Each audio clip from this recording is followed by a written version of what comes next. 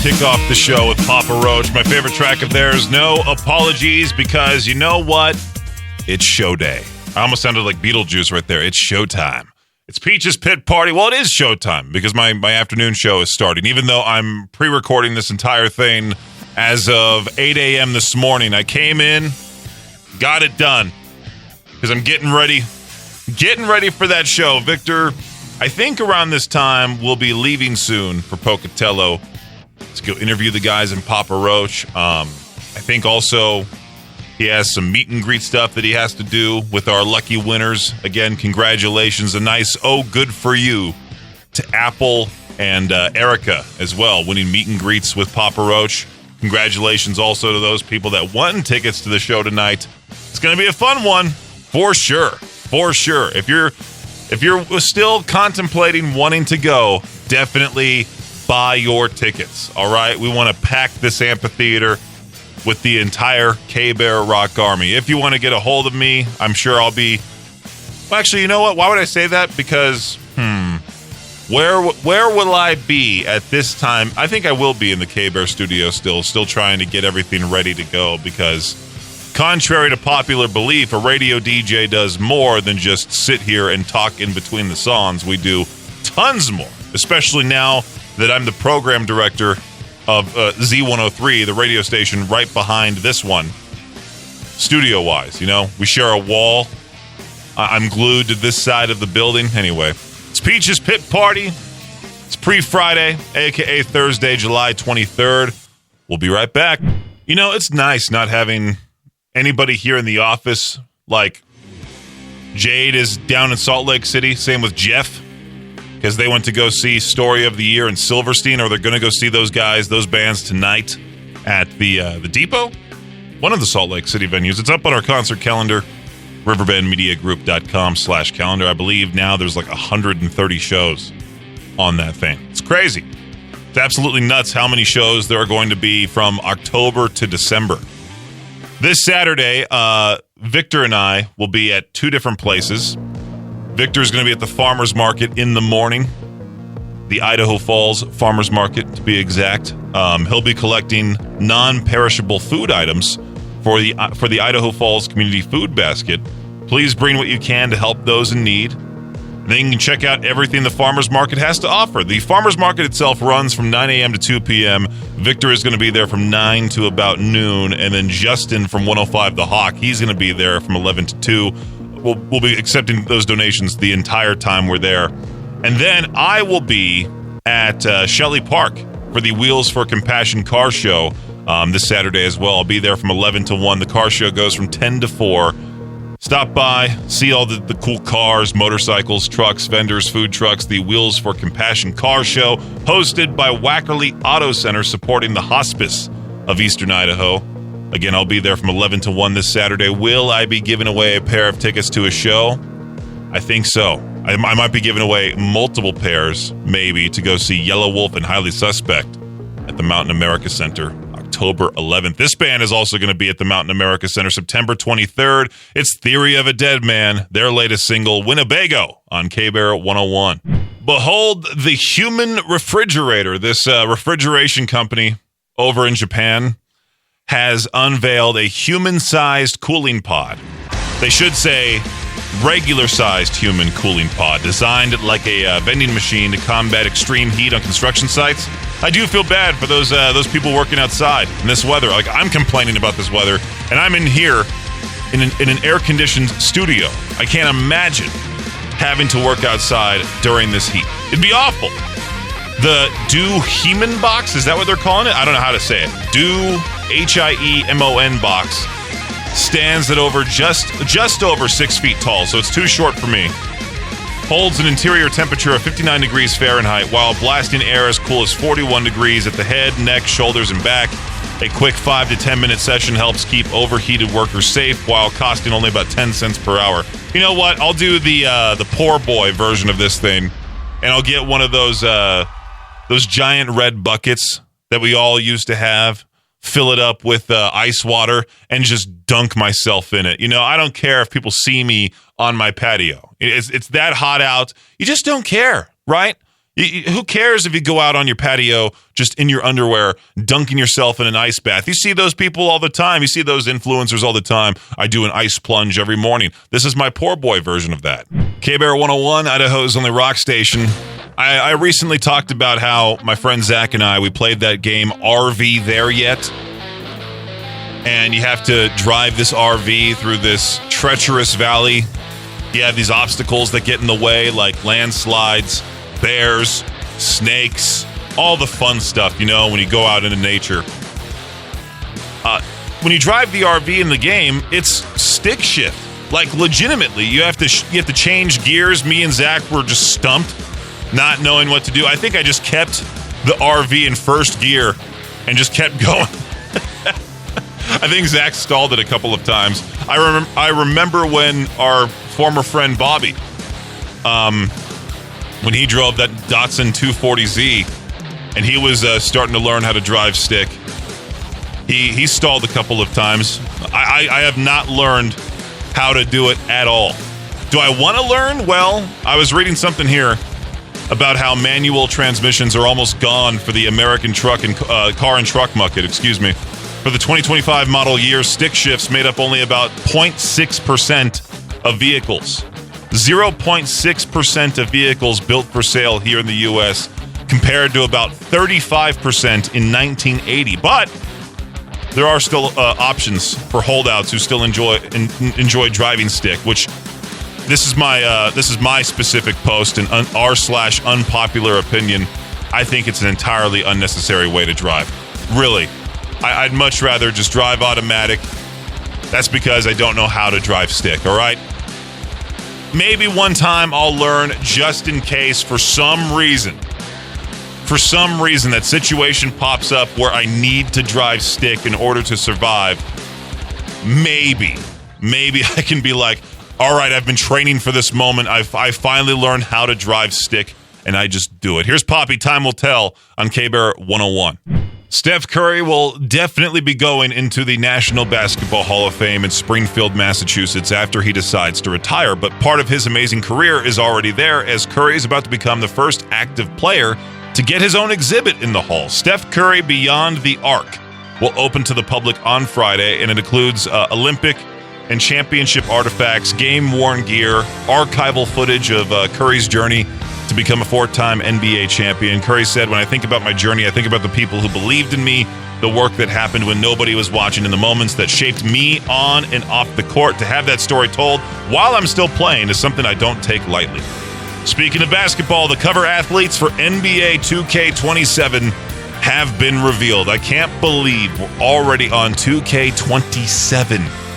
I started playing that game back in 2011, NBA 2K11. The standard edition for NBA 2K27 will feature Victor Wembanyama on the cover, Caitlin Clark appearing on the deluxe edition, and Chicago Bulls legend Derrick Rose being celebrated on the Ultra edition. The standard edition will be available worldwide on September 4th, while the other versions will be available for early access beginning on August 28th. In soccer news, Topps is hoping that people who collect cards in the United States still care about soccer in a few months. The company has created a one-of-one trading card of the viral photo of a 19-year-old Lionel Messi holding Spain's Lamine Yamal. I don't know how you say that. Lamine Yamal? Holding Spain's Lamine Yamal as an infant. The two met on the field for the first time in Sunday's World Cup final. Topps says the card will be inserted into a box of Topps Stadium Club UCC, which is scheduled to be released later this year. That does it for your Shot Clock Sports Update right here on KBEAR 101. We've talked about it on the show plenty of times by now that summer is indeed, in my opinion, the worst season of the entire year. I don't necessarily like a direct season. I like when you have those transition periods from winter to spring, and it's still cool outside, but it's not too cold, it's not too hot. And then you have that time where it transitions from summer to fall. Oh, the best times. And you see the change in the air when it starts to get to fall. It starts to feel nice and cool, and you see the leaves on the trees changing color. Tokyo is dealing with the extreme summer heat. I feel like everywhere is. Local government officials are urging male office workers to leave their suit jackets and lawn pants at home and instead wear shorts and t-shirts. All right, cool. The call for casual clothes at the workplace has created some controversy. Why is that? Women are rattled because traditional Japanese office etiquette often still expects women to wear tights when showing their legs, and many men are bothered by the idea they're dealing with sunhara. Is that sunihara? Which translates to leg hair harassment. What? Is leading some Japanese men to visit clinics for laser hair removal treatments. Excuse me? Sunihara translates to leg hair harassment. Women are rattled because, they're expected to still wear the same clothes. Is that what it is? I don't know. I just can't imagine being like a Japanese man being told, hey, you can wear shorts in the workplace for the first time. And they're like, I don't want to show off my leg hair. And they just run to the nearest laser hair removal place and just say, take that off. Take it all off. All right. Here's Motionless in White, Afraid of the Dark on KBEAR 101. Peaches Pit Party with Autumn Kings, their latest single, Gone, Gone, Gone. I'm excited to see those guys again tonight for the third time live. I was only supposed to see them that one time when they opened up for Hollywood Undead, but then they popped up a week later. There was that brief moment of time where me and Maddie went to like a bunch of different shows in late October, early November. I think it was last year. Yeah, it was last year. We went to all these different shows down in Salt Lake City, and we somehow saw Autumn Kings 2 times in the span of like a week. And I had my interview with Autumn Kings outside of the complex, but that interview unfortunately got deleted. I'm not going to name the name of the person who deleted it off the recorder, but their name is, I don't want to say it's a part of. If you know it's the first part of the popular baseball team, the Bananas. That person deleted the interview. I was so upset when that interview got deleted too. I was like, come on, I wanted to upload it right to our YouTube channel. It was a fun in-person conversation. We talked a lot about Snoopy, because Maddie is obsessed with Snoopy. I even talked with Set It Off prior to that show. That interview got deleted as well, which sucks, but that's what happens when you have to share equipment. Other DJs need to use the equipment you've already used, and they could potentially delete everything off of there. I was going to talk about something else, but now I'm just what's the word I'm looking for? I'm implicitly talking about a coworker that deleted my interview. I'm upset still by that, even though it's been, almost a year since that happened. But it will be great to see Autumn Kings tonight at the Portneuf Health Trust Amphitheater. Papa Roach, Set It Off, Autumn Kings tonight. It's going to be a good one. If you haven't bought tickets, do so. We want to pack the amphitheater. Man, I love this subreddit, r/unpopular opinion. Some actors are simply too unique looking. This was posted by a user by the name of Enzymes and Timelines. Some actors have very distinctive features, which is a great thing for a celebrity, but not necessarily for an actor. It makes it difficult to see a character as a character and suspend disbelief. This isn't the case for all actors. There are tons of people who I have seen in multiple movies without even realizing until checking their IMDb pages. I am not a smart audience member, both watching Sinners and as a kid watching The Parent Trap. I spent the whole movie thinking they just got 2 actors who looked a lot alike, and the makeup department did a great job. But a movie featuring Zendaya or Timothée Chalamet as twins, nope, would not work. They are too unique looking. I think this can be a hindrance for actors and detract from the effectiveness of the performance. If I were to be an actor, you know I would be typecasted as the big, dumb, stupid guy. You know, if they ever were to remake Full Metal Jacket, which in my unpopular opinion, that movie was a letdown. I did not like it at all. I don't think I'm just a fan of Stanley Kubrick films, because I think he did 2001: A Space Odyssey, which I would much rather play that game my friend Eric has been playing, Paint Drying Simulator, and actually sit there and watch the paint dry over watching that movie again. That movie sucked. But you know for a fact if they were to ever remake Full Metal Jacket and I was a prominent actor or whatever, they'd be like, oh, hey, Peaches, you want to be Gomer Pyle? Because you're big, dumb, and stupid looking. Why not? It's a perfect circle now. Starless on KBEAR 101. I love how this subreddit just popped up on my feed. r/ranting zone. And this guy posted a week ago, stop doing trunk or treat. He posted this a week ago talking about Halloween. He says, it's lazy, bro. Bring back the holiday spirit. Put some dang candy on your porch. The joy of Halloween was walking around, dressed up with your friends and family, watching your neighbors react to your costumes. Now what is it? Everyone gather around the parking lot for 15 minutes to fill your bag and go home and not do anything for the rest of the holiday. This poster goes further to say, like, seriously, man, what has happened to the proper holiday spirit? There's a very clear difference in 2016 Halloween and 2020 plus Halloween. But not even just Halloween, it's all the other holidays. I remember back then, I'd walk around and there would be hundreds of people dressed up, walking around in costume. Now I hardly see 50. Hardly see any decorations. Where has the joy gone? I learned, by the way, that in some small rural towns where neighbors are pretty far away from you, that trunk or treat is the best option, which makes sense. But Idaho Falls is not like that. Pocatello is not like that. Rexburg is certainly not like that. There were so many trunk or treats one year that by the time Halloween came around, it was like, why even bother? You know? Why even bother? Trunk or treats do need to stop. In my honest opinion, trunk or treats can stop in the major cities, but they can continue on, again, in those small towns where your neighbor, again, all those houses are just sprawled across the entire land. That makes sense, without a doubt, but I just can't believe this guy posted this in the middle of July. Just out of nowhere, stop doing trunk or treat. Usually when you go to a fast food restaurant, you expect the fries to be hot, correct? You expect them to be nice and hot because they were prepared just for your order. When I was at In-N-Out and I was on the fry machine, there were people that were like, hot fries, you know, and they would just harp on that.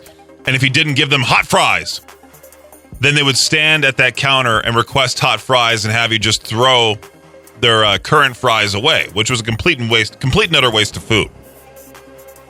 But then you would have to like make a specific batch just for them. Because the In-N-Out fry system is so complex for no reason. You have to determine by looking out at the DR, the dining room, how many fries you need to make. And you would often hear from the cashier, hey, 6 fries needed for this order. And so then you would have to like do a whole separate, it was a whole bunch of math all at once, and it's real fast.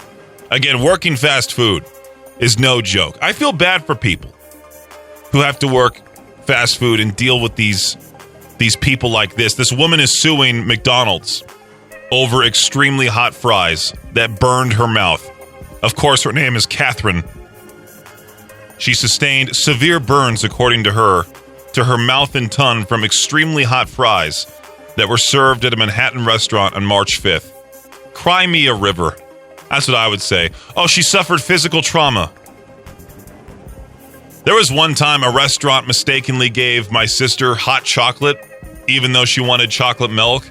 She took a big sip. That right there is worth a lawsuit over this. You expect fries to be hot. Don't be that person. All right.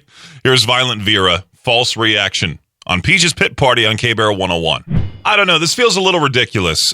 People are calling out Dollywood over its refillable soda cups because every time you want to refill, you have to scan a QR code. And then you've got 20 seconds to fill your drink before the machine shuts off. If something goes wrong or somebody cuts in front of you, that counts as one of your refill attempts. I understand trying to stop people from sharing cups, but now getting a Diet Coke feels like you're on a game show, man. That just triggered my anxiety thinking about it. You only got 20 seconds. You see the clock count down. I really hate how these music beds just randomly stop playing. Like, we need a shot clock for the men's restroom here in the building, because there are some dudes that walk in there and spend the next 30 to 45 minutes just with the door locked. And then they come out, the room stinks. You got 5 minutes at most. No, even less than that, 2 minutes. Get in, get out, you know? The whole QR code thing was a joke. I'm so glad I haven't gone to a restaurant that has the QR code on the table still. That was one of the worst things in 2020. Going to a restaurant, having to sit outside in heat like this weather that we're currently having. And then you have to scan the menu on your phone.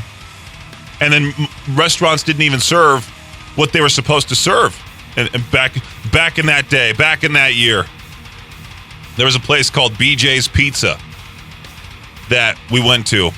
And I remember we scanned the QR code to look at the menu, and I'm like, where's the pizza? Pizza is in your name. They went, oh, we can't use the pizza oven due to COVID. What? What do you mean? I wonder if Dollywood will take back this decision. I don't think Dolly Parton has anything to do with this. I think her name is just on the park itself. But I also think it's not just Dollywood. There's like Steak and Shake locations doing the same thing. Again, I read something like this, and I just imagine the reactions people are going to have, like on Facebook, like in the Life in Idaho Falls Facebook group. That makes me chuckle. If you're thinking about finding a new job, here's a tip that might actually help you. A career writer says one of the best ways to use ChatGPT during your job search is to ask it to help you escape your current role by identifying transferable skills, suggesting careers you may not have considered, even helping rewrite your resume for different industries. It's less about replacing the job hunt, more about giving you ideas you might not have thought of on your own. And then when you're ready to see what's actually available, you got to visit the newly redesigned HireEastIdaho.com. This week's Hire East Idaho Job of the Week is an autism support caregiver / personal care assistant / nanny position. A local family is looking for a compassionate, dependable, and patient caregiver to become an important part of their support team for their amazing 12-year-old son, Declan. So make a difference, build a relationship, change a life. You can apply today at HireEastIdaho.com, where you'll also find hundreds of other opportunities from employers across East Idaho. Hire East Idaho, connecting people with opportunity. Now Deftones, My Mind is a Mountain. Peaches Pit Party right here on KBEAR 101. I saw this question: what luxury did you stop wanting after you finally experienced it?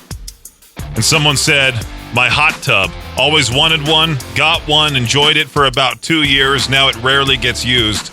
We shut it down every summer, drain and dry, fire it up around October or November. We have had it for 5 years now. I think we used it 4 times last winter. The kids love it, though. I secretly want to sell it, but I don't want to face the embarrassment of wanting something so badly, only to realize I overhyped it big time. The hot tub cost us $13,000. Plus outrageous electric bills in the winter. We still owe $4,000 on it. $17,000 for a giant thing of water?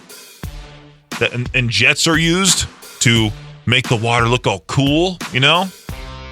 Helps to have friends that live at an apartment complex that have a hot tub or a swimming pool. My friends and I have this ongoing joke. I don't know how it started. Maybe because years ago I jokingly wanted to get a Gucci wallet. But we don't even say bye to each other on the phone. We just say, keep it fresh, Gucci wallet, and then hang the phone up. That's it. And Gucci wallets, I mean, have you seen these things? I mean, it's not that they look weird, like the Dolce & Gabbana refrigerator that Victor and I keep making jokes about. That's like $50,000. A Gucci wallet, yeah, I'm looking at one right here. A small wallet of theirs is $550. Their zip-around wallet is $770. I see the Gucci Essence Classic Bifold wallet, $490. The thing holds like 6 cards. You're going to spend all your money on this stupid wallet and then not have any money left over. A wallet is a wallet. Similar to how a watch is a watch, all the watches tell the same time. I think it's rather dumb to spend I think it's dumber to spend $17,000 on a watch over a hot tub. All right, this is pretty funny. Somebody posted an r/ask music.